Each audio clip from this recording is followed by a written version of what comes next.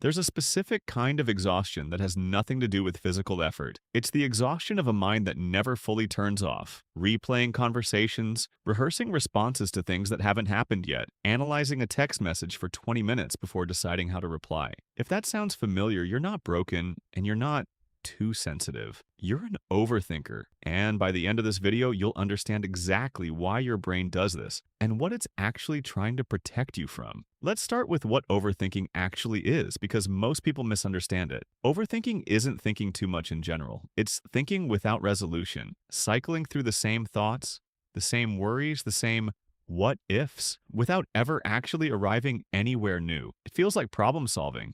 It rarely is. Here's the first thing to understand. Overthinking almost always starts as a survival mechanism, not a flaw. Somewhere along the way, often in childhood, sometimes in a difficult relationship, sometimes after one specific painful event, your brain learned that thinking ahead kept you safe. If you could predict what someone might say, you could prepare for it.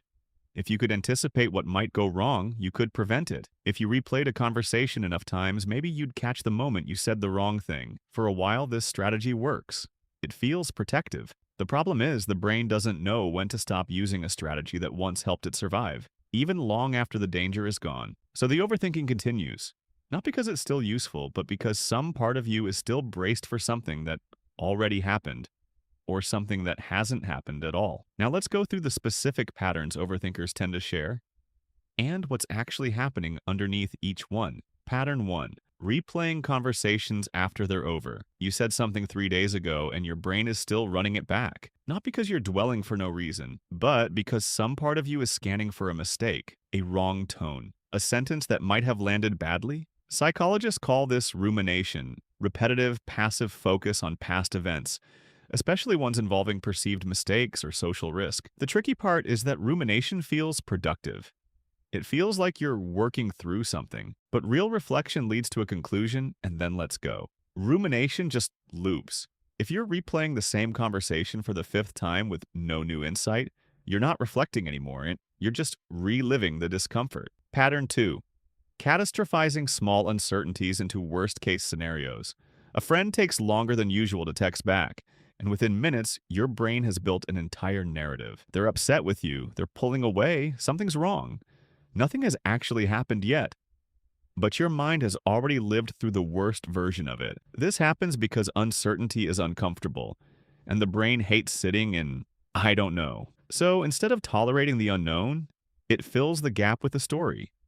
Usually a negative one, because a negative story at least feels like preparation. If the worst happens, you'll have seen it coming. The exhausting part is that you end up experiencing the emotional weight of a crisis that, most of the time, never actually arrives. Pattern 3. Needing certainty before making a decision. Overthinkers often struggle with decisions that other people move through quickly, not because the decision is genuinely difficult, but because they're searching for a guarantee that doesn't exist. What if I choose wrong? What if there's a better option I haven't considered yet? The truth most overthinkers eventually have to sit with is uncomfortable. There is no version of thinking longer that removes all risk. At some point, more analysis stops adding clarity and starts adding anxiety instead. The decision doesn't get better. It just gets more delayed. Pattern 4. Assuming the worst interpretation of other people's behavior. Someone seems a little short in a message, and instead of assuming they're busy, tired, or distracted, an overthinker's mind jumps to, did I do something wrong? Are they annoyed with me? This isn't paranoia. It's usually a pattern learned from an environment where moods actually did shift unpredictably, and staying alert to tiny changes in tone once genuinely mattered for your safety or comfort. The problem is that this hyper-alertness doesn't turn off just because the environment changed. So now, in relationships that are actually safe, the same old scanning behavior kicks in, treating a neutral or slightly off moment as a potential threat, even when it isn't one. Pattern 5. Mentally rehearsing conversations that haven't happened yet. Before a difficult conversation, an overthinker doesn't just think about what they want to say, they script it. Multiple versions. What if they respond this way? Then I'll say this. What if they get defensive? Then I'll say that instead. On the surface, this looks like preparation. Often it's actually anxiety wearing the costume of preparation. Real preparation has an endpoint. You plan, and then you stop. Overthinking-based rehearsal doesn't have an end point because no amount of scripting can account for how an actual, unscripted human being will respond. The rehearsal isn't making you more ready. It's just delaying the discomfort of not being in control of the outcome. Pattern 6. Difficulty accepting compliments or good outcomes at face value. Something goes well, and instead of simply feeling good about it, an overthinker starts looking for the catch. Why did that go so smoothly? Is something about to go wrong to balance it out? A compliment gets picked apart instead of received. Did they really mean that, or were they just being polite? This isn't ingratitude, it's often a subtle belief formed somewhere along the way that good things are unstable, that they need to be double checked or they'll disappear. So the mind stays in analysis mode even during moments that are supposed to feel safe, because some part of it hasn't fully accepted that safety is allowed to just exist without a hidden cost. So if these patterns are all rooted in trying to stay safe, how does anyone actually quiet an overthinking mind? Not by trying to force yourself to stop thinking about it, which almost never works and often makes the thought louder. What tends to work instead is learning to notice the difference between thinking that's moving you somewhere and thinking that's just looping.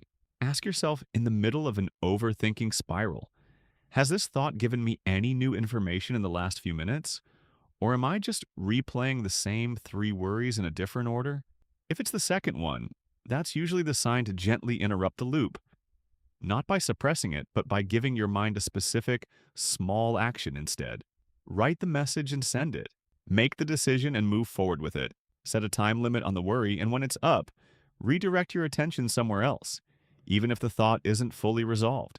Here's the reframe that actually matters most. Overthinking was never proof that something is wrong with you. It was evidence that, at some point, your mind learned to work overtime to keep you safe.